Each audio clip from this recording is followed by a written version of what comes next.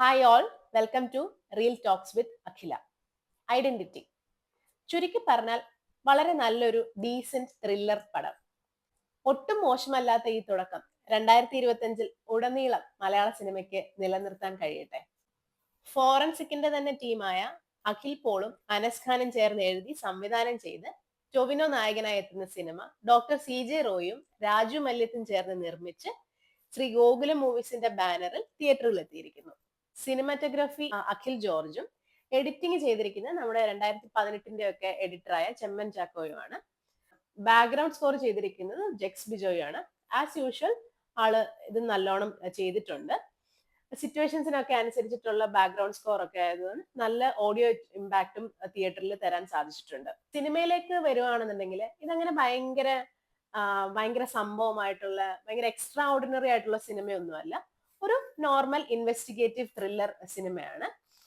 എന്നാൽ 2-2.5 മണിക്കൂർ പ്രേക്ഷകരെ എൻഗേജ്ഡ് ആയിട്ട് ഇരുത്തുന്ന ഒരു സിനിമ തന്നെയാണ് ഐഡന്റിറ്റി. ഒബ്സസീവ് പേഴ്സണാലിറ്റി ഡിസോർഡർ ഉള്ള ഒരു കുട്ടിക്കാലത്തിലൂടെ വളർന്നു വന്ന ഒരു കഥാപാത്രത്തെയാണ് ടോവിനോ ഇതിൽ അവതരിപ്പിച്ചിരിക്കുന്നത്.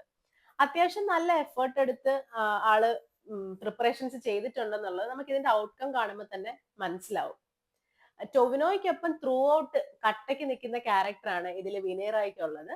പെർഫോമൻസ് വൈസ് ആണെന്നുണ്ടെങ്കിലും ലുക്ക് വൈസ് ആണെന്നുണ്ടെങ്കിലും രണ്ടുപേരും ഈക്വലി ബാലൻസ്ഡ് ആയിട്ടുള്ള പെർഫോമൻസ് നമുക്ക് ഇതിൽ കാണാൻ പറ്റും. പിന്നെ എടുത്തു പറയേണ്ടത് ഷമ്മി തിലകന്റെ റോളാണ്. കുറച്ചു നാളുകൾക്ക് ശേഷമാണ് അദ്ദേഹം ഇങ്ങനെ ഒരു മുഴുനീള ക്യാരക്ടർ റോള് ചെയ്യുന്നത്.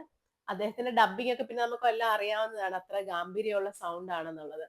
അപ്പൊ അത് തിയേറ്ററിലും അത്ര ഇമ്പാക്ട് ഉണ്ടായിരുന്നു ആളുടെ ആ ഒരു ബാസ് ഉള്ള വോയിസിനൊക്കെ. തൃഷയിലേക്ക് വരികയാണെന്നുണ്ടെങ്കിൽ ഹേ ജൂഡിന് ശേഷം തൃഷ മലയാളത്തിലേക്ക് വരുന്ന രണ്ടാമത്തെ മൂവിയാണ്. തൃഷയ്ക്ക് കിട്ടിയ റോള് തൃഷ നല്ലോണം ഹാൻഡിൽ ചെയ്തിട്ടുണ്ട്, നല്ലോണം അത് പ്രസന്റ് ചെയ്തിട്ടുണ്ട്. പക്ഷെ തൃഷ വന്ന് ചെയ്യാനും മാത്രം ഈ റോളിന് എന്തെങ്കിലും ഉണ്ടോ എന്ന് ചോദിച്ചാൽ അങ്ങനെ പ്രത്യേകിച്ചൊന്നുമില്ല. ഇത് ഒരു നോർമൽ റോള്, ഒരു അത്യാവശ്യം അഭിനയിക്കാൻ അറിയാവുന്ന ആർക്ക് വേണമെങ്കിലും ചെയ്യാൻ പറ്റുന്ന ഒരു റോള് മാത്രമേ ഉള്ളൂ. പിന്നെ തൃഷ വന്നത് കൊണ്ട് സിനിമയ്ക്ക് കുറച്ചുകൂടെ റീച്ച് കിട്ടും എന്നുള്ളതൊരു വാസ്തവമാണ്. അതുകൊണ്ട് തന്നെ ആയിരിക്കാം ചിലപ്പോൾ ഇതിന്റെ അണിയറ പ്രവർത്തകര് തൃഷേനെ ഓപ്റ്റ് ചെയ്തതെന്ന് തോന്നുന്നു. അതുപോലെ തന്നെ ഒരു സീരിയസ് പോലീസ് ഓഫീസറുടെ വേഷമാണ് ഇതിൽ അജു ചെയ്തിട്ടുള്ളത്. ആസ് യൂഷ്വൽ ക്യാരക്ടർ പുള്ളി നല്ലോണം അത് ഹാൻഡിൽ ചെയ്തിട്ടുണ്ട്. പക്ഷെ ഈ പുള്ളിയുടെ ലുക്ക് എന്തോ സാധാരണ നമ്മൾ കാണുന്ന പോലെ അത്ര നല്ല ഭംഗിയായിട്ട് തോന്നിയില്ല. എവിടെയോ ഒരു മിസ്ഫിറ്റ് പോലെ ഫീൽ ചെയ്തു. ചെറുതും വലുതുമായതും അറിയുന്നതും അറിയാത്തതുമായ ഒരുപാട് ക്യാരക്ടേഴ്സ് വന്നു പോകുന്നുണ്ട്. ഫസ്റ്റ് ഹാഫ് ശരിക്കും നല്ല എൻഗേജിങ് ആയിരുന്നു.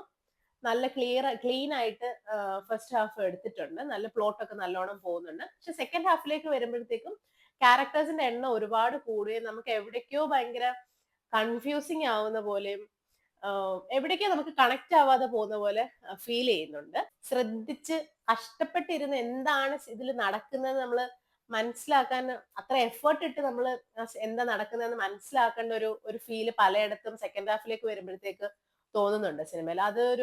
ഒരു നെഗറ്റീവായിട്ട് തന്നെയാണ് തോന്നിയത്. പിന്നെ ആക്ഷന്റെ കാര്യം പറയുകയാണെന്നുണ്ടെങ്കിൽ ഇതിലൊരു കാർ ചേസും 2 ഫൈറ്റ് സീനും ആണ് ഉള്ളത്. നമ്മൾ ട്രെയിലറിലൊക്കെ ഫ്ലൈറ്റിനുള്ളിലെ ഫൈറ്റ്സ് ഒക്കെ ട്രെയിലറിൽ കാണിക്കുന്നുണ്ട്.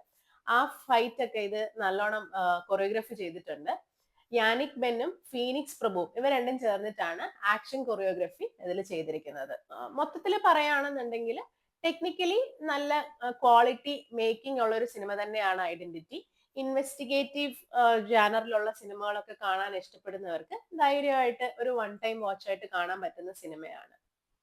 So that's it. Signing off. Thank you.